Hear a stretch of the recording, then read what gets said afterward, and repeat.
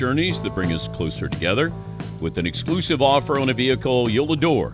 Mercedes-Benz Holiday Love Celebration going on now through January 2nd. Learn more, mbusa.com/special offers. He is the co-host of Throwbacks podcast, won a Heisman Trophy, a couple national titles at USC, and now part of the Fox Sports Big Noon Kickoff. But he's joining us on behalf of Abbott, sharing more about the We Give Blood drive, and in conjunction with the Big Ten. We'll have Matt explain that coming up in a moment. Good to see you again. How do you think your career would be different, if any, if you came out now as opposed to when you did? That's a great question. I probably wouldn't have got drafted, Dan, because I couldn't fit in the style of offenses that are played now. So it's a different world of football, and I see it at the lowest levels, from flag football, youth tackle football. I'm watching my son play high school football, who just committed to SMU in the last couple of weeks, which was pretty cool. So the game has really shifted from just from my personal style of play. I think probably I would have been okay, but you got to be able to move. You got to be able to do a lot of other things in this day and age of football, which was something that I was very limited in. Maybe I would have pitched in baseball probably. But are the days of the drop back passer gone or kind of becoming extinct? It's a good question. I mean, look, I'm still maybe this is just the traditional. I'm still a believer that you have to win from the pocket. You have to win from between the tackles. You have to be able to, pick up or be able to throw when you're getting blitz inside and take those hits. I don't think you can run around and just make plays. All that being said, a lot of these guys now, and obviously Mahomes is a great example, like, can do that, but they can also do more, and that was the biggest difference. I think if you're looking at today's age, you look at someone like Aaron Rodgers, who obviously is at the tail end of his career, and never was considered a statue in the pocket, but he would run when he had to, and he was a great athlete. He might be like the last of the guys that just would really prefer to stay in there and throw from the pocket, but that's how you win a lot of games. So it is interesting that position is just completely evolved and changed over the last decade, and you're seeing it played at a very, very high level. It's just different than what we're used to. There's no more under center play action. Really, Jared Goff. Jared Goff is a person that I look at and it's like he's kind of one of those like last of the Mohicans who is not going to run. He's going to make his living from the pocket, but he's got that system around him and the way they're doing it. So it's interesting the way it's evolved into what it is. And Matthew Stafford, you could throw him in there. Yep. It's weird Stafford. How people have fallen in love with Matthew Stafford almost overnight. Like, when you have these younger quarterbacks, they look up to him. C.J. Stroud and Caleb Williams, they're like, man, I love Matthew Stafford. What is it about Stafford? Now, he was great against the Patriots, 4 touchdown passes. But what is it about Stafford, though, that maybe is different than these maybe pocket quarterbacks? It's such a great question, because I feel like he's maybe one of the most underrated quarterbacks that we've seen in the last 15, 20 years, at least since he's playing. Remember, he's the number one pick out of Georgia. Was I don't want to say stuck in Detroit, but was in Detroit for most of his career. So won games, but never really, the playoffs and all that. But the dude is one of the toughest players you ever meet. He just, I think he's one of those guys, like, he has elite arm strength. He moves, he has all of those traits. And like, I don't know. It's like, it's one of those guys that all these young kids are like, oh, we love Stafford. And I think I think it's his toughness. I think it's the longevity. I think it's all of these things. I don't think people realize, like, he took a beating in Detroit. You have some of those highlights where he's playing with like he is just one of those dudes that is like, the dude should be in the Hall of Fame. Like, I hope he's won a Super Bowl, and he's still playing. Yeah, I think so too. And he's still playing at a high level.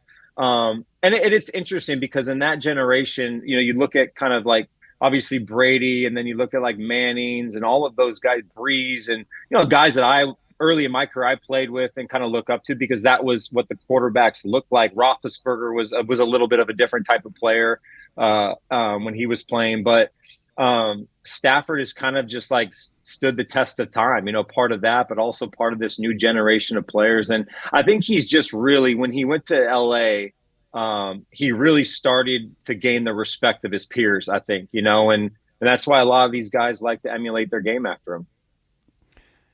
If I said you could pick, you can be Josh Allen or Patrick Mahomes. Patty. I'd be Patty Mahomes. Give me a couple rings, Dan. Come on. You remember we lost to the Steelers in the Super Bowl, man. It's Antonio Holmes, or else I would have had a ring as a backup quarterback, which would have been fantastic. But you know what? I love. Were you nervous about getting in the Super Bowl? Like, if do you want to hear? Okay, so Dan, you want to hear a great story? So we're in that Super Bowl, right, which was a great one, and we score. Kurt throws a little in route, and Larry splits the safeties right, runs for like 70 yards. We go up with a couple minutes left. Ben just marches down. He throws that incredible throw to Santonio Holmes in the back of the end zone. There was, I don't know, say 30 seconds. There was enough time for us to maybe move, and I think we needed a touchdown to win. I think on one play, Kurt got hurt his shoulder on like a sack, and there was still time left. And basically what was going to happen is if it was an incomplete pass or whatever, the clock stopped, I was going in on the last play to throw a damn Hail Mary to try to win the Super, because he couldn't throw. He banged his, I think Lamar Woodley got him or something on the outside. So I'm sitting there, I think Todd Haley was our OC at the time, and I'm like, oh my God, I'm starting to warm up. I'm about to have to throw a 55-yard bomb to win the game. Could you imagine if that would have happened and they caught a touchdown? But you didn't get in. I'd be going to Disneyland. Yeah, no, I didn't get in. It was incredible, though, man. That was, yeah. Go ahead. But, no warm-up. It's not like they let you go to the bullpen. Like, you're trying to loosen up your arm. You're on the sidelines, late into the evening. In that moment, adrenaline, I probably would have chucked it 60 yards for sure. Any other day, probably not. But that one, just going out there and to heave it, I would have got it there for sure. It was about a 55-yard throw, which I could have handled. He's Matt Leinart, and you can see him the Fox Sports Big Noon Kickoff. You got Indiana and Ohio State. Now, Ohio State, there's been some kind of blowback on why are we always playing these noon games. Now, I understand pregame, right into the game. Does Ohio State have a legitimate beef that maybe they should play later in the afternoon or in the evening? Well, you got to remember too that again, this is above my pay grade. I know the last couple of weeks, getting a lot of the fans have been upset essentially because it, in their eyes, gives their team an advantage. Whether it's the whiteout Penn State, which I get as a college football fan as well. Fox and the Big Noon strategy started a handful of years ago to own that window and to be the big game in the morning when we all wake up and we sit on the couch for 12 hours to watch college football. And it's been great for Fox. I think it has been overall great for fans in college football because you're getting a Big Ten game or whatever it is in that slot. For us as Big Noon Kickoff, we go where we go in the shows and we try to promote and give a great show and give the fans what they want. So some of that is a lot of that is out of my control personally and out of our control as a show, but the games have been great. I think Gus, Joel, and Jenny on the game side do a tremendous job. They're the best in college football, in my opinion. And we just kind of do what we don't. So I can understand when fans are upset and they want all day and they want the night game and all that. But it is what it is, and it's worked for us. If I said that we were going to play backyard football, Big Noon Kickoff versus Game Day. Why are you trying to stir the pot, Dan? Come on, those are my Listen, I would say like Game Day is the staple of college football. They've been doing it for a long, long time. Those guys over there. We're just talking flag football. Flag football. Yeah. We're a lot younger than those guys. Remember, we got Mark Ingram who could still play. I just hand the ball off to him, and I'm not sure anybody over there is. If Mark would want to play tackle football, I'm sure McAfee would want to play tackle football too. He's a little crazy, but okay. But are you starting over Brady Quinn?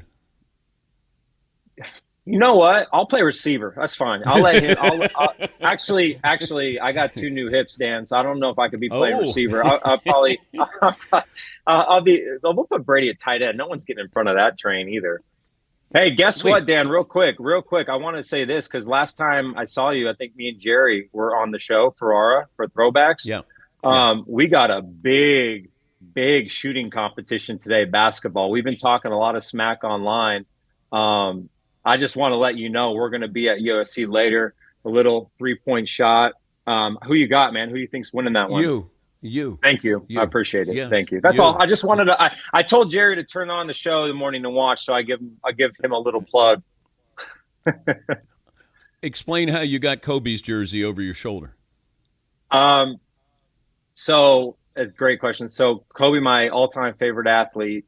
I met Kobe in Newport Beach. It's where he lived, and we had a mutual friend. So I met him years and years and years ago. I actually met him when I was at USC and all those things, but I really got to know him outside of that world at like barbecues down in Newport, all these things, just on a different level, and became, somewhat friends, when I saw him and all those things. And I asked for, I was like, hey, would you sign this, whatever. And then that's how I got that. And then it's, obviously when he passed away, I had seen him, my oldest son plays basketball too, as well as football. And we were playing in the Made Hoops tournament, which is this circuit all around the West Coast.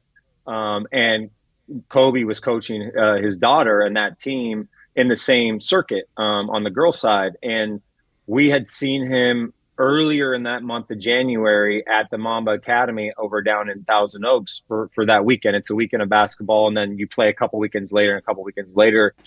And I've had that jersey for years, but I'll just never forget. We were talking for probably 20 minutes. He had seen Cole. He's like, damn, Cole, you've grown. Like Cole was already like 6 feet in 7th grade or something like that. We were watching him coach his daughter and the girls team right there. And then a couple weeks later, obviously the tragedy happened. But also too, I know Vanessa fairly well, and her daughter, the youngest ones, play in our flag football leagues down in Orange County, which has been pretty awesome to have them a part of that too. So Kobe, my all-time favorite athlete. I got a chance to know him, and obviously we miss him, and everybody misses him. Tell me what you're doing with Abbott, the We Give Blood drive in conjunction with the Big Ten. Yeah, so this is really incredible what Abbott is doing. So they've partnered with all of the Big Ten schools basically to launch a competition to see who can donate the most blood. And the school who donates the most blood gets $1 million to advance student or health, community health. So there's a big incentive for people to go out there and not only just support your school and whatever school that may be, but also to give blood and donate. We have a severe blood shortage in this country. And millions of people impacted by that. So it's just a really cool campaign and a competition to get people out there to donate. You can go to big10.org/Abbott to pick a location. You donate blood, you upload your proof of donation, which is really important out there who are listening. And you pick your school, and it's as simple as that. And the winner will be announced for the Big Ten Championship game December 7th. So Abbott's doing an incredible job with this. And again, as I said, the blood shortage is real in this country. So I encourage everybody. I'm actually giving blood this Friday up in Ohio State. We'll be out in Columbus for the game. So I'm gonna do that Friday. Give me 60 seconds on the state of USC football. I'm going to need about 2 hours, but in 60 seconds, we are, and I say we, obviously, because I'm a Trojan, but I'm a fan. I want to see my school do well. It's a challenging spot right now. The expectation is really high at USC.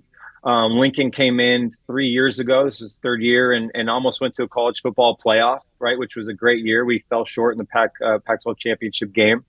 And then it's sort of tailed off over the last couple of years. And we knew going into this year, the first year of the Big Ten, it's going to be a challenge. And a lot of new pieces on the team. And it hasn't been the season I think he would want, the team would want, and the USC fan base. And I would just say big picture, like he knows what he needs to do. He knows what the expectation is at USC. And I believe with NIL and believe with the talent in Southern California, that there's no excuse not to be able to build a championship team. And I think he knows that. So listen, the pulse it's tough. There's a lot of people, a lot of fans that are frustrated. And, the mantra kind of is like, it's the same thing week in and week out. And then that just needs to be changed. And I'm not saying anything anybody doesn't know, but USC needs to get better. It's plain and simple. They have a chance to beat UCLA this week. They have a chance to play Notre Dame next week and maybe knock them out of the playoffs. So there's still stuff to play for and to kind of create some excitement going into next year.